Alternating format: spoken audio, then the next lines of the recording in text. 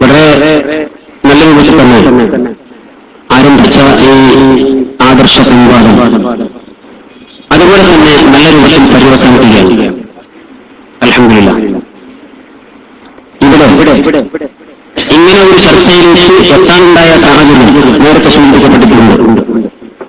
മുജാഹിദ് പ്രസ്ഥാനത്തിലെ ഈ ഒരു വിഭാഗത്തിനെതിരെ 1999 മുതൽ ആരോപിച്ചു വരുന്ന ആദർശ വ്യതിയാന ആരോപണങ്ങൾ അത് കളവായിരുന്നുവെന്നും തെറ്റിദ്ധരിപ്പിക്കലായിരുന്നുവെന്നും കട്ടുമുടിച്ചതായിരുന്നുവെന്നും ജനങ്ങളെ തെറ്റിദ്ധരിപ്പിച്ച് അധികാരം കൈയാക്കുവാനുള്ള ചവിട്ടുപടികളായിരുന്നുവെന്നും കൃത്യമായി ഈ സംവാദം കാണുന്ന ആളുകൾക്ക് മനസ്സിലാക്കുവാൻ കഴിയുമെന്നതിൽ അഭിപ്രായം പറഞ്ഞുണ്ടാവില്ല.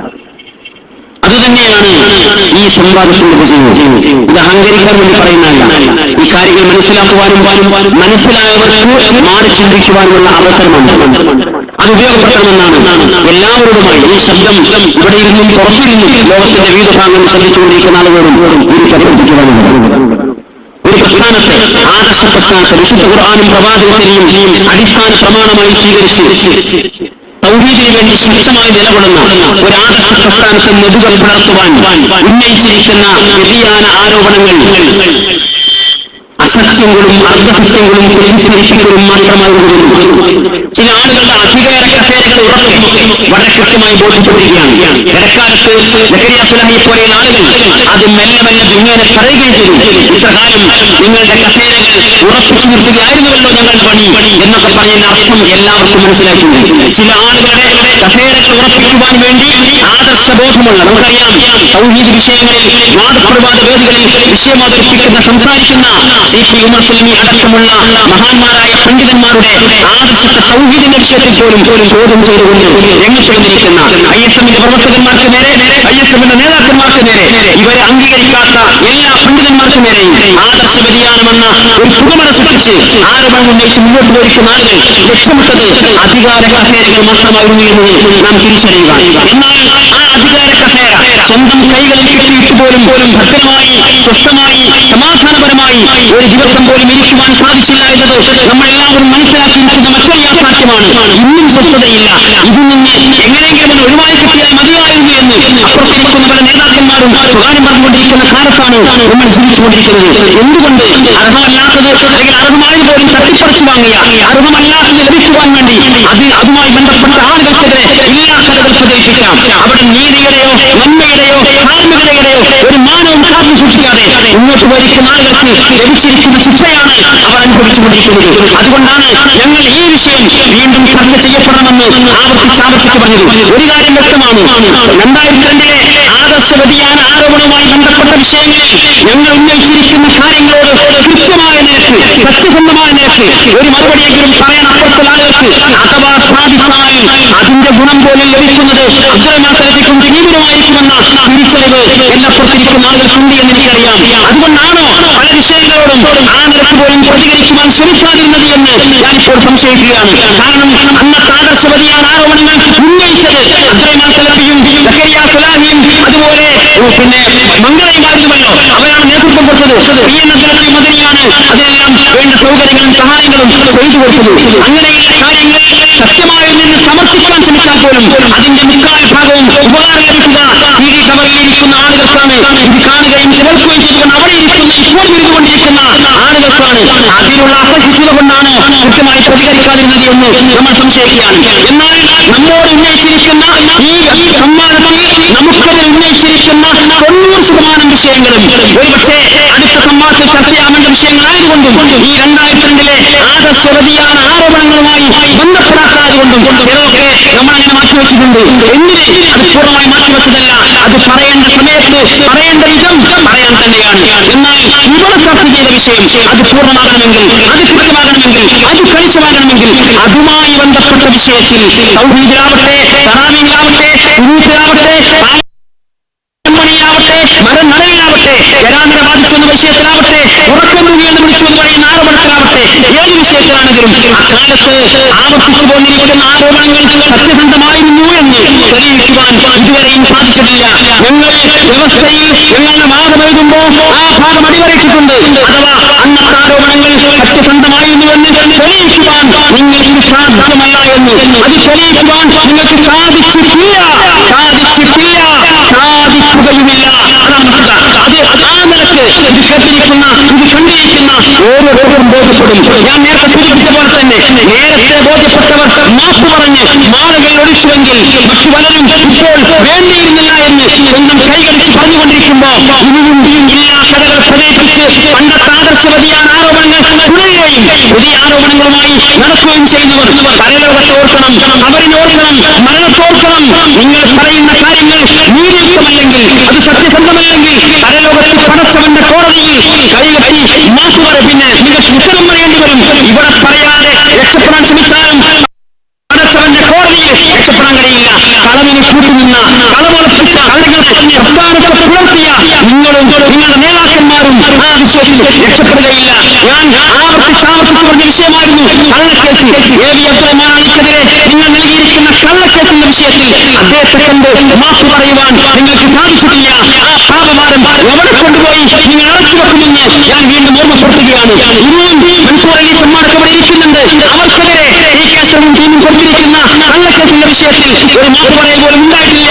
നിങ്ങൾക്ക് മരിച്ചു പോകേണ്ടതില്ലേ, നമുക്ക് മരിച്ചു പോകേണ്ടതില്ലേ എന്ന് ഞാൻ ഈ സന്ദർഭത്തിൽ ആവർത്തിച്ചുന്നയിക്കുകയാണ്. പലപ്പോഴും നിങ്ങളുടെ കൂടെ നിൽക്കുന്നുവെന്നോ വിചാരിക്കുന്ന ആളുകൾ മുന്നോട്ട് വച്ചിരിക്കുന്ന അതിഗുരുതരമായിരിക്കുന്ന വാദപ്രതികളിൽ പോലും ആദർശവ്യതിയാനം കാണുവാനോ ആരോപിക്കുവാനോ ശ്രമിക്കാതെ ഇപ്പോഴൊക്കെ ഉണ്ട് എന്ന് കരുതുന്ന വിധത്തിലുള്ള ചില ചെറിയ ചെറിയ പരാമർശങ്ങൾ പോലും വലിയ ആദർശവ്യതിയാനമായി ചിത്രീകരിച്ചത് സ്വാർത്ഥ താല്പര്യങ്ങൾക്ക് വേണ്ടി മാത്രമായിരുന്നു എന്ന വിഷയത്തിന്റെ വാദത്തിൽ ഞങ്ങൾ എഴുതി വെച്ചത് ഞങ്ങൾ സമർപ്പിച്ചു കഴിഞ്ഞിട്ടുണ്ട്.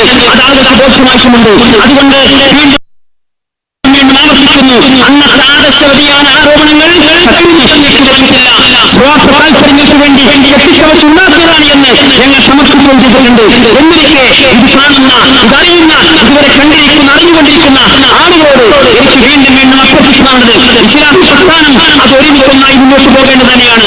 വിശുദ്ധ ഖുർആനിന്റെയും പ്രവാചക ചര്യയുടെയും പിൻബലത്തിൽ ആദർശരംഗത്ത് വിട്ടുവീഴ്ചയില്ലാതെ പഴയ കാലത്ത് അനുസ്മരിച്ചുകൊണ്ട് ആരുമൊക്കെ മുന്നോട്ട് പോകാൻ നമുക്ക് സാധിക്കണം. അതിനാണ് ആ വിഷയത്തിൽ നമുക്ക് ഒരുപാട് സഹായം ചെയ്തിട്ടുണ്ട്, സ്വഭാവം സഹായിച്ചിട്ടുണ്ട്. നമ്മുടെ പൂർവികരായ പണ്ഡിതന്മാരും നേതാക്കന്മാരും നമ്മളെ സഹായിച്ചിട്ടുണ്ട്. KP മുഹമ്മദ് മൗലവി വരെയുള്ള ഉത്തമരായ പണ്ഡിതന്മാർ വളരെ വലിയ ത്യാഗ സമ്പൂർണ്ണമായിരിക്കുന്ന ജീവിതമാണ് അതിൽ കാഴ്ചവെച്ചിരിക്കുന്നത്. ആ പാതയിൽ അവർ പഠിപ്പിച്ചതുപോലെ തന്നെ വിശുദ്ധ ഖുർആനും പ്രവാചകചര്യയും പ്രമാണനിമിത്തമായി മനസ്സിലാക്കി ആ സലഫിന്റെ യഥാർത്ഥ മാർഗം സ്വീകരിച്ച് ഇപ്പോഴുള്ള സലഫികൾ എന്ന് പറയുന്ന ആളുകൾ മുന്നോട്ട് വെക്കുന്ന അന്ധവിശ്വാസങ്ങളിൽ കളിച്ചു തൂങ്ങാതെ യഥാർത്ഥ സത്യങ്ങളായ സലഫിന്റെ മാർഗം സ്വീകരിച്ച് മുന്നോട്ട് പോകണം എന്നാണ് ഞങ്ങൾക്കിവിടെ പ്രത്യേകം ശ്രദ്ധയിൽപ്പെടുത്താനുള്ളത്. ഞങ്ങൾക്ക് നേരെ ഒരുപാട് ആരോപണങ്ങൾ പുതിയത് ഉന്നയിക്കുവാൻ ശ്രമിക്കുന്നുണ്ട്. മാസപ്പുറയുടെ വിഷയത്തിലൊക്കെ ഞങ്ങൾ ആരും എവിടെയും എന്തായി പെരുന്നാളാഘോഷിച്ചത് ആർക്കും തെളിയിക്കാൻ കഴിയില്ല. മാത്രമല്ല രാത്രിപ്പോലും അത് മാറ്റി പറഞ്ഞത് നമ്മൾ കഴിഞ്ഞ പെരുന്നാളോടുകൂടി കാണുകയും ചെയ്തതാണ്. അങ്ങനെ ആളുകളും ഇവിടെ ഇരിക്കുന്നുണ്ടല്ലോ.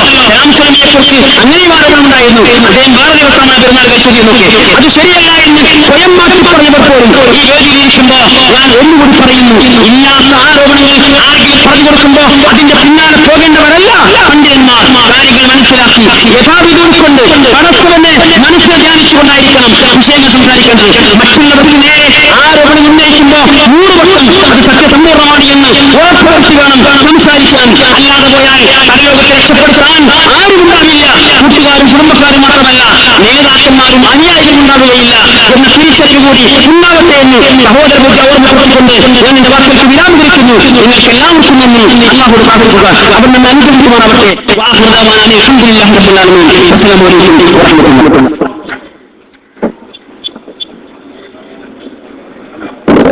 السلام عليكم ورحمة الله. الحمد لله والصلاة والسلام على رسوله الأمين وعلى آله وصحبه أجمعين. أما بعد. അല്ലാഹു അക്ബർ അല്ലാഹു അക്ബർ അല്ലാഹു അക്ബർ. അൽഹംദുലില്ലാഹ് അൽഹംദുലില്ലാഹ് അൽഹംദുലില്ലാഹ്. ഈ സംവാദത്തിൽ എന്ത് സംഭവിച്ചുവെന്ന് നിഷ്പക്ഷമായി ഇരുഭാഗത്തും വേദിയിലും സദസ്സിലുമുള്ള ലോകത്തിന്റെ വ്യത്യസ്ത ഭാഗങ്ങൾ കേട്ടുകൊണ്ടിരിക്കുന്ന വീക്ഷിച്ചുകൊണ്ടിരിക്കുന്ന ആളുകൾക്ക് കൃത്യവും വ്യക്തവുമായി ബോധ്യമായി. അൽഹംദുലില്ലാഹ്. സഹോദരങ്ങളെ, 10ഓളം ചോദ്യങ്ങൾ ഇവിടെ ഉന്നയിച്ചിരുന്നു. പരിശുദ്ധ ഖുർആനിൽ നിന്നുള്ള ഏതെങ്കിലും ഒരു കാര്യം നിഷേധിച്ചിട്ടില്ല എന്ന് നിങ്ങൾക്ക് പറയാമോ? മറുപടി ശ്രദ്ധിച്ചല്ലോ, ഇല്ല എന്ന് പറഞ്ഞു. ആ നിഷേധം കൃത്യമായി പറഞ്ഞു കൊടുത്തു. മറുപടി ഉണ്ടായോ? സിറാത്തിനെ നിഷേധിച്ചതിനെ കുറിച്ച് പറഞ്ഞു, കാമ അതിനെക്കുറിച്ച് മിണ്ടിയോ? ഖുർആന്റെ പേരിൽ കളവ് പറഞ്ഞു, പരിശുദ്ധ ഖുർആൻ അങ്ങോട്ട് കൊടുത്തു. ആയത്ത് എവിടെയെന്ന് ആവർത്തിച്ച് ചോദിച്ചു. ഇതൊക്കെ ചെറിയ കാര്യമാണോ? ഇല്ലാത്ത ആയത്തുണ്ടെന്ന് പറഞ്ഞത്, എഴുതിയത്, സിറാത്തിനെ കുറിച്ച് മിണ്ടാതിരുന്നത്, വിശ്വാസകാര്യങ്ങൾ ഖബറാഹാദുമായി ബന്ധപ്പെട്ട വിഷയം ഒന്നും മിണ്ടിയില്ല. അതേപോലെ തന്നെ MI സുല്ലമി അറബികൾക്ക് എഴുതി കൊടുത്ത ലേഖനത്തെ കുറിച്ച് മിണ്ടിയില്ല. മാത്രമല്ല ഹദീസിൽ സ്ഥിരപ്പെട്ട ഒട്ടേറെ കാര്യങ്ങൾ നിഷേധിച്ചതായി ഇവിടെ പറഞ്ഞു. അതിനെക്കുറിച്ച് യാതൊരു പരാമർശം ഉണ്ടായില്ല. ദജ്ജാലിനെ കുറിച്ച് പറഞ്ഞു, ഖബർ ശിക്ഷയെ കുറിച്ച് പറഞ്ഞു. പ്രതികരിച്ചു നോക്കി. അപ്പൊ 2002 ശേഷമുള്ള പറ്റൂനായി. ഞങ്ങൾ തസ്ബീഹ് ചെല്ലുന്നില്ലേ? ശരി, ഇത് പറഞ്ഞു കൊടുക്കേണ്ടത് ഏഷ്യയിലെ ഏറ്റവും വലിയ ഹദീസ് പണ്ഡിതൻ എന്ന് നിങ്ങൾ പരിചയപ്പെടുത്തിയ അബ്ദുസ്സലാം സുലമിയെയാണ്. അദ്ദേഹത്തിന്റെ പ്രസിദ്ധീകരണം ഇപ്പോഴും നിങ്ങൾ പ്രചരിപ്പിച്ചുകൊണ്ടിരിക്കുന്നു. കല്യാണം കഴിച്ച ആൾക്കാരും വ്യഭിചരിക്കാറുണ്ട്. അപ്പൊ തസ്ബീഹ് ചൊല്ലു എന്നതുകൊണ്ട് മാത്രം അത് ഇല്ലാതാവുന്നില്ല. അത് തിരുത്തുകയാണ് ഇവിടെ വേണ്ടത്. അതിവിടെ തിരുത്തിയില്ല. ചേകനൂരുമായി ബന്ധപ്പെട്ട വിഷയത്തിൽ മുസ്ലിം നവോത്ഥാനമല്ലെന്ന് പറഞ്ഞു നോക്കി. കൃത്യമായി ആ പുസ്തകത്തിന് അതിന്റെ പരാമർശങ്ങൾ കൃത്യമായി പറഞ്ഞപ്പോൾ ഈ സന്ദർഭത്തിൽ പോലും സമയം തിരുത്താൻ തയ്യാറായില്ല. നിങ്ങൾക്കൊന്നിച്ച് പെരുന്നാൾ കഴിക്കാൻ സാധിക്കുമോ എന്ന് ചോദിച്ചല്ലോ, മറുപടി ഉണ്ടായില്ല. അതിനെക്കുറിച്ച് ഞാനൊരു പരാമർശം നടത്തിയപ്പോൾ നേതൃത്വം കൊടുത്തു എന്ന പരാമർശം വന്നപ്പോൾ നിർവ്യാജം ഖേദിക്കുന്നു എന്ന് എഴുതിയവനാണ് ഈ ഉള്ളവൻ. അതാ നേരത്തെ പറഞ്ഞത്. ഇതുപോലെ ഇല്ലാത്ത ആയത്ത് പറയുന്നതിന് ഒന്നെങ്കിലും ഞങ്ങൾ ഖേദിക്കുന്നു എന്ന് പറയാൻ, തിരുത്തുന്നു എന്ന് പറയാൻ സാധിച്ചോ? ഉണ്ടായില്ല. ഇവിടെ AP അബ്ദുൽ ഖാദർ മൗലവി സംസം വെള്ളവുമായി ബന്ധപ്പെട്ട വിഷയം ഇവിടെ സൂചിപ്പിച്ചപ്പോ ഞങ്ങൾ ന്യായീകരിച്ചോ?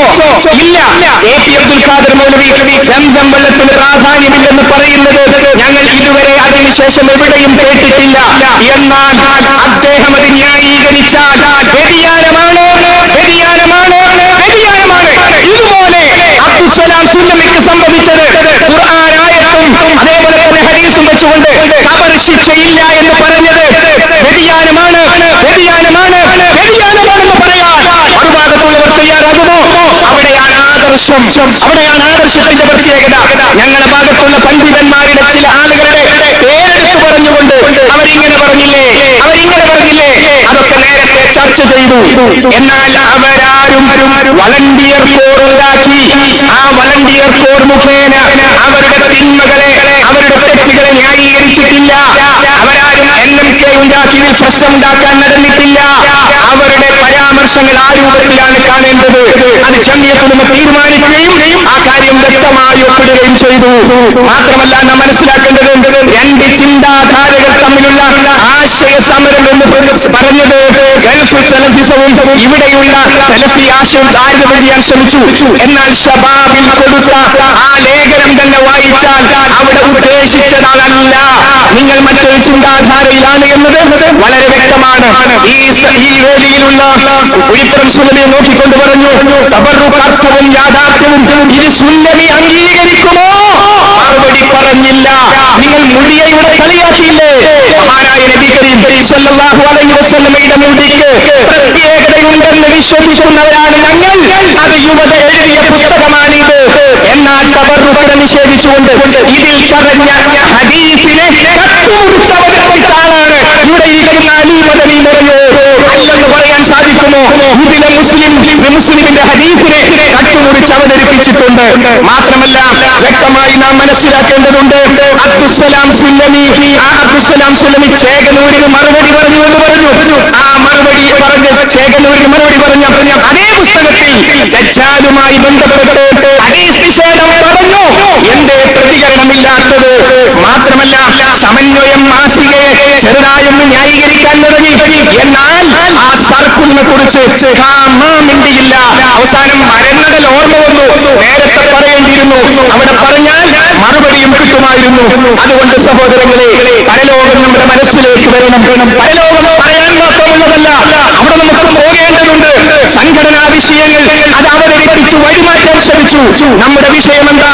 വിശ്വാസ കാര്യങ്ങൾ സ്ഥിരപ്പെട്ട് അംഗീകരിക്കണമെങ്കിൽ ഖുർആനിലോ മുതവാത്തിറായ ഹദീസിലോ വരണമെന്ന 2009 ആഗസ്റ്റ് 28 ശബാബിൽ എഴുതിയ ചേകരൂരിയൻ വാദം ഇത് തിരുത്തിയില്ലെങ്കിൽ ഖബറിലെ ചോദ്യവുമായി ബന്ധപ്പെട്ട്, ഹൗലുൽ കൗസറുമായി ബന്ധപ്പെട്ട്, വിചാരണയുടെ വിശദാംശങ്ങളുമായി ബന്ധപ്പെട്ട്, സിറാത്ത് പാലവുമായി ബന്ധപ്പെട്ട്, റസൂലുള്ളാഹിയുടെ നിരവധി ന്യൂനത്തുമായി ബന്ധപ്പെട്ട്, അന്ത്യനാളിന്റെ അടയാളങ്ങളുമായി ബന്ധപ്പെട്ട ഹദീസുകളെ നാം തള്ളേണ്ടി വരും. ഞാൻ ശ്രദ്ധിച്ചു, അല്ലാഹു അക്ബർ പറയുമ്പോഴും മടവൂർ വിഭാഗത്തിന്റെ ഭാഗത്തുള്ള ചിലർ കയ്യും കെട്ടി അനങ്ങാതെ നിൽക്കുന്നു. അവർക്ക് മനസ്സിലായി അബ്ദുൽ സാഹിബിന് വിജയിക്കാൻ സാധിച്ചിട്ടില്ല, പരാജയപ്പെടുകയാണ് ചെയ്തത് എന്ന് അവർക്ക് പോലും ബോധ്യപ്പെട്ടു. അതെ, പരാജയപ്പെട്ടു എന്ന് പറയുമ്പോൾ അല്ലാഹു അക്ബർ എന്നും പറഞ്ഞു. അപ്പോൾ സഹോദരങ്ങളെ, കൃത്യമായി നാം മനസ്സിലാക്കേണ്ടതുണ്ട്. അതേപോലെ തന്നെ മാസപ്പടിയുമായി ബന്ധപ്പെട്ട വിഷയം, സിഹറുമായി ബന്ധപ്പെട്ട വിഷയം, അജുവാക്കാരക്കയുമായി ബന്ധപ്പെട്ട് അബൂബക്കർ നസ്സാഫ് കേരള മുജാഹിദിലേക്ക് മാറി. അവിടെയും അജുവാക്കാരക്കെ നിഷേധിച്ചപ്പോ ഈ വേദിയിലിരിക്കുന്ന മൻസൂർ അലിച്ചമാർ എന്താ പറഞ്ഞത്? നമ്മുടെ ആശയം അവിടെ നടപ്പാക്കാൻ പറ്റുമോ എന്ന് അദ്ദേഹം ഒന്ന് നോക്കട്ടെ, നിഷേധിക്കാൻ കഴിയുമോ? അപ്പോൾ 5 അംഗ സമിതി ഉണ്ടാക്കി. എന്തിനാണ് കൊടുക്കൽ വാങ്ങലുകൾ? അതെ, ഇപ്പോൾ പരിശുദ്ധ രണ്ടാമത്തെ അധ്യായത്തിലെ 102 ആയത്തിൽ ഇല്ലാതെ ഇതിനില്ല കട്ട് ചെയ്ത ആളുകൾക്ക് നസ്സാഫിന് പകരം കേവിയെ നിങ്ങൾ എടുത്തോളൂ. എന്നാൽ കേവിയെ കുറിച്ച് നിങ്ങൾ നേരത്തെ പറഞ്ഞ കാര്യമില്ലേ, പന്നിമാസവുമായി ബന്ധപ്പെട്ടത്, അത് അദ്ദേഹം തിരുത്തിയിട്ടുണ്ട്. ഞങ്ങൾക്കൊരാളോട് ആശയപരമായ വെറുപ്പുണ്ടെങ്കിൽ വ്യക്തിപരമായി ഞങ്ങൾ ഇത് കാണിക്കില്ല. ഡോക്ടർ സുൽഫിക്കർ അലി ഒരു പുസ്തകത്തിലൂടെ അദ്ദേഹത്തിന്റെ തെറ്റ് തിരുത്തിയിട്ടുണ്ട്. എന്നാൽ നിലവിളക്കിനെ ന്യായീകരിക്കാൻ ഞങ്ങളെ കിട്ടില്ല. അതുകൊണ്ട് വ്യക്തമായി കാര്യങ്ങൾ നാം മനസ്സിലാക്കേണ്ടതുണ്ട്. ഇവിടെ കൃത്യവും വ്യക്തവുമായി 2001 കേരള ജംഇയ്യത്തുലമയുടെ തീരുമാനങ്ങളിൽ നിന്ന് വ്യതിയാനം സംഭവിച്ചുവെന്ന് വ്യക്തമായി തെളിഞ്ഞു കഴിഞ്ഞു. ഒന്നാമത്തെ തീരുമാനം തന്നെ ഖുർആനും സുന്നത്തും പഠിക്കുന്നതിനും മനസ്സിലാക്കുക. ആ ഖുർആനിലെ 2 ആയത്തുകൾ ഇല്ലാത്ത ആയത്ത് ഉണ്ട് എന്ന് എഴുതിയിട്ട് ഈ ശബ്ദം ശ്രമിക്കുന്നവരെ, നമുക്ക് മരിക്കണ്ടേ, നമുക്ക് കബറില്ലേ, നമുക്ക് പരലോകമില്ലേ, അവിടെ ഈ നേതാക്കന്മാർ തുറക്കുണ്ടാകുമോ? ആയത്ത് എവിടെയെന്ന് ചോദിക്കണം. 2 ആയത്തുകളെ കുറിച്ച് പറഞ്ഞു, മിണ്ടിയില്ല. സിറാത്ത് പാലത്തെ കുറിച്ച് പറഞ്ഞു, മിണ്ടിയില്ല. അപ്പോൾ സഹോദരങ്ങളെ, വ്യതിയാനങ്ങൾ രക്ഷപ്പെട്ട് യഥാർത്ഥമായ ആശയത്തിലേക്ക് ഇനി ഞങ്ങളുടെ നേതൃത്വം എന്താണ്, ഞങ്ങളുടെ അഡ്രസ് എന്താണ്? 2012 ആഗസ്റ്റ് 17 ഹുസൈൻ മടവൂർ ചെയ്തതുപോലെ ഈ പ്രസ്ഥാനത്തെ ഞങ്ങൾ ഭിന്നിപ്പിച്ചില്ല.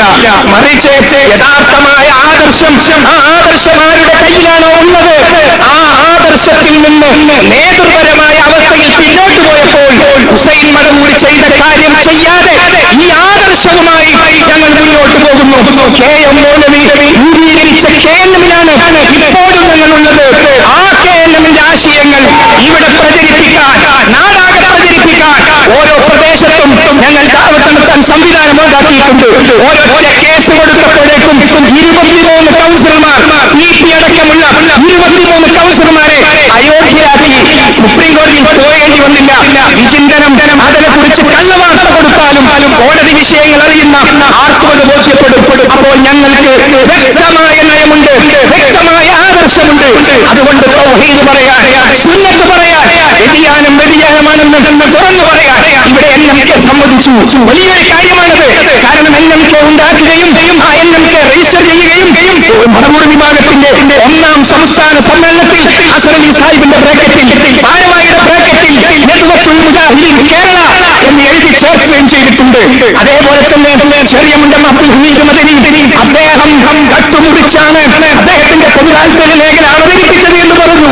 അല്ലെന്ന് ജംഇയ്യത്തുലമയുടെ രേഖ വായിച്ചപ്പോൾ നമുക്കെല്ലാവർക്കും ബോധ്യപ്പെട്ടു. ലെറ്റർ ഹെഡ് ഹുസൈൻ മടവൂർ കൊണ്ടുപോകുന്നത് എങ്ങനെ?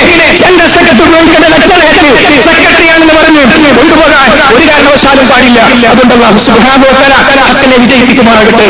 പരലോകത്ത് നമ്മെ സത്യത്തിൽ ഒരുമിച്ച് ചേർക്കാൻ, ഈ ലോകത്ത് പ്രവർത്തിക്കാൻ തൗഫീഖ് പ്രദാനം ചെയ്യുമാറാകട്ടെ. അസ്സലാമു അലൈക്കും വറഹ്മത്തുള്ളാഹി.